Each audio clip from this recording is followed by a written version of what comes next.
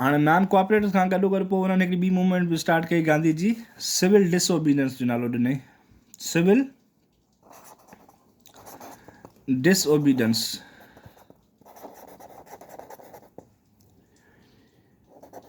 Spelling थोरो ॾिसी वठिजो यार, ठीकु आहे। हाणे सिविल डिसओबीडियंस में छा कयो हुननि, जेको आहे हुनजी जेको आहे सो हुकुम मञण खां इनकार कयो, हुनजी जेके शयूं हुननि खे करण खां इनकार कयो। ऐं ॿियो हिकिड़ा अहिड़ा जेको आहे कमेटी ठाहिया आहिनि जंहिंखे सिविल डिसओबीडियंस मूवमेंट चवंदा आहिनि। हालांकि हिन मूवमेंट जी बि काइदे आज़म जेको आहे सो इनखे गांधी जी खे अपोज़िशन कई, त चई भाई जेको असां सिविल डिसओबीडियंस मूवमेंट कयूं था, हुन में पीसफुल प्रोटेस्ट कंदासीं, त उन में जेको आहे सो को बि मॉब जेको हूंदो आहे उहो कॾहिं बि पीसफुल नथो रही सघे। गांधी जो न पीसफुल रहंदो, ठीकु आहे। इन मूवमेंट में हिन जेको आहे सो नॉन कोऑपरेशन सां गॾो गॾु जेको आहे सिविल डिसओबीडियंस मूवमेंट लॉन्च कई। ऐं इन में जेको आहे सो ब्रिटिशर्स छा कयो, ब्रिटिशर्स जेको आहे सो काफ़ी सारा माण्हू अरेस्ट करणु शुरू कया, ठीकु। काफ़ी माण्हू अरेस्ट कया, तक़रीबन को 30,000 जे लॻभॻि माण्हू अरेस्ट कयनि, 30,000 जे माण्हू अरेस्ट थिया, ठीकु। उन में गांधी बि अरेस्ट थी वियो, गांधी जो अरेस्ट थी वियो। हाणे जॾहिं गांधी अरेस्ट थी वियो त माण्हू जेको आहे गांधी लीडर त हुयो सब कॉन्टिनेंट जो, उनखे हिंदू जेको आहे बाक़ाइदे जेको आहे सो लीडर्स चवंदा आहियूं, हिंदू हुन चवण ते जान बि ॾियण लाइ तयारु हूंदा हुया। उन्हनि छा कयो, उन्हनि जेको आहे सो कावड़ में अची करे, पहिरियां त पीसफुल मॉब हुयो, कावड़ में अची करे उन्हनि छा कयो, यूपी जो हिकिड़ो पुलिस स्टेशन हुयो जिते पुलिस वारनि खे, जेरनि पुलिस वारनि खे हिननि बंदि करे बाहि ॾेई छॾी पुलिस वारे थाणे खे। उन थाणे में जेको आहे तक़रीबन 22 पुलिस वारा जेको आहे सो सड़ी मरी विया, 22 पुलिस मैन वर मर्डर, वर किल्ड या बर्नड, ठीकु आहे। हाणे जॾहिं 12 पुलिस वारा मरी विया, गांधीअ ॾिठो त भाउ हाणे इहो जेको असां सिविल डिसओबीडियंस वारी मूवमेंट हुई, पीसफुल मूवमेंट पिया चऊं असां उनखे, उहा पीसफुल मूवमेंट जेका आहे हाणे वायलेंट मूवमेंट में तब्दील थी वई आहे। त पोइ जेको आहे गांधी जेको आहे सो उन नॉन कोऑपरेशन ऐं सिविल डिसओबीडियंस मूवमेंट खे जेको आहे सो उनखे ख़तमु करण लाइ चयो ऐं कार्ड ऑफ कयो त भाई मूवमेंट खे जेको आहे सो असां ख़तमु था कयूं। बाइकाट वारा जेके हुया इहे शयूं सॼियूं ख़तमु कयूं। पोइ छा थियो उन रिएक्शन में, उते जेको इंसिडेंट थियो हुयो जंहिंमें पुलिस वारा मारिया, उहो इंसिडेंट हिकिड़ो ॻोठु हुयो चोरा चोरी नाले सां, चोरा चोरी हिकिड़ो ॻोठु हुयो उत्तर प्रदेश जो, जिते पुलिस स्टेशन खे मॉब जेको आहे सो पुलिस स्टेशन माण्हू जो अनकंट्रोल थी विया, पुलिस वारनि भॼी वञी थाणो बंदि कयो, थाणो बंदि कयो त हुननि ॿाहिरां जेको आहे सो घासलेट वग़ैरह हारे उन सॼे थाणे खे बाहि ॾेई छॾी।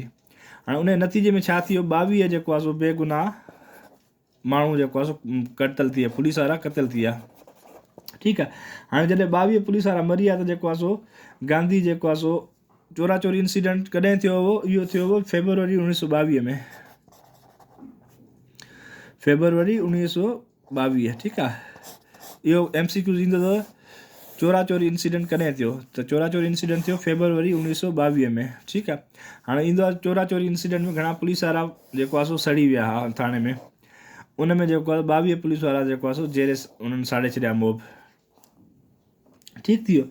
हाणे जेका सिविल डिसओबीडियंस मूवमेंट जेका 1921 में शुरू कई, नवंबर 1921 में, उन खां जेको आहे सो गांधी जी कार्ड ऑफ करे छॾियो। त इन जो असरु छा थियो, त जेके रीज़न उन्हनि ॼाणाया उहे सॼा पॉज़िटिव एजेंट मुस्लमाननि ऐं हिंदुनि खे उन्हनि कयो, ठीकु। ऐं पोइ वरी छा थियो, असां त जेको आहे सब कॉन्टिनेंट में जिते किथे इहे मूवमेंट स्टार्ट करे छॾियूं, त जेको आहे कैलिफेट खे बचायूं था, खिलाफ़त खे था बचायूं।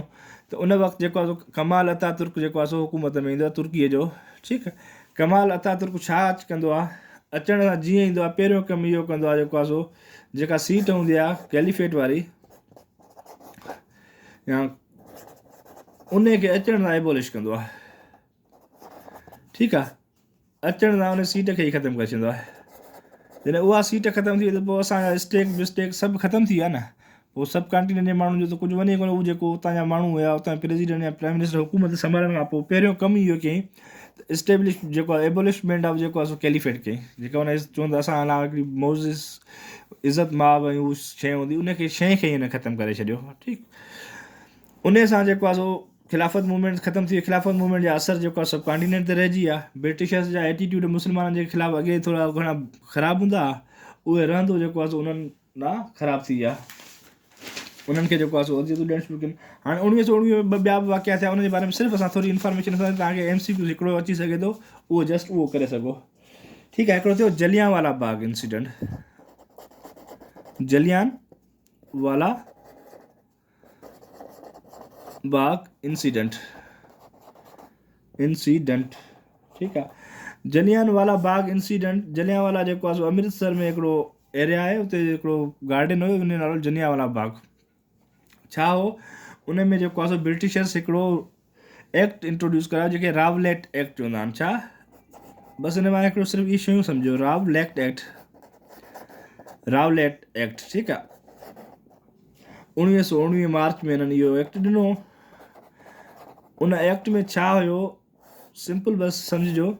उन एक्ट में इहो हो त ब्रिटिश गवर्नमेंट कॾहिं बि जंहिंखे चाहे ॿधी सघे थी, जंहिंखे चाहे अरेस्ट करे सघे थी, जंहिं ते चाहे केस हलाए सघे थी, जंहिंखे चाहे सिंपल कुटको ॾेई सघे थी।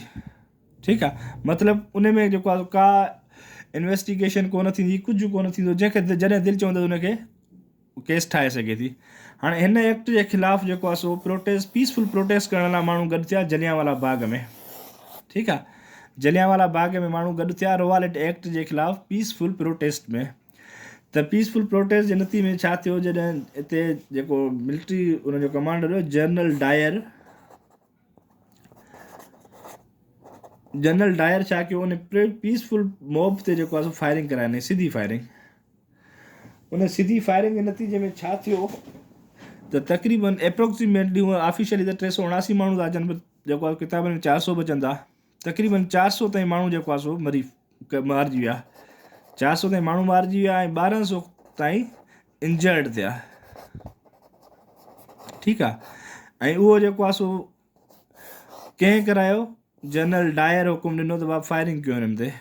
ठीकु आहे, जलियांवाला बाग इंसिडेंट कॾहिं थियो? जलियांवाला बाग इंसिडेंट जेको आहे तव्हांजो थियो 13 अप्रैल, इहो डेट पुछी सघनि था, 13 अप्रैल 1919। 1919 में जलियांवाला बाग थियो। रावलेट एक्ट कॾहिं इंट्रोड्यूस कराइनि? रावलेट एक्ट जेको आहे सो मार्च 1919 में इंट्रोड्यूस थियो। ऐं जलियांवाला बाग छाजे करे उते प्रोटेस्ट थिए पियो? रावलेट एक्ट जे ख़िलाफ़ु उते जेको आहे पीसफुल मॉब हुयो, उन ते जेको आहे जनरल डायर फायरिंग कराई, ऐं उन फायरिंग जे नतीजे में तक़रीबन 400 माण्हू मारिजी विया, 1200 माण्हू ज़ख़्मी थी विया। ठीकु, इहे शयूं बसि एतिरियूं पढ़ंदा, इन्हनि मां हिकिड़ो इहो ई MCQ अची सघे थो। जलियांवाला बाग कॾहिं थियो, उन में घणा माण्हू मारिजी विया, रावलेट एक्ट कॾहिं आयो, जलियांवाला बाग में जेको आहे सो फायर जो ऑर्डर कंहिं ॾिनो? जनरल डायर ॾिनो। ठीकु, चलो, विश बेस्ट ऑफ लक, इंशाल्लाह नेक्स्ट क्लास में मिलंदासीं।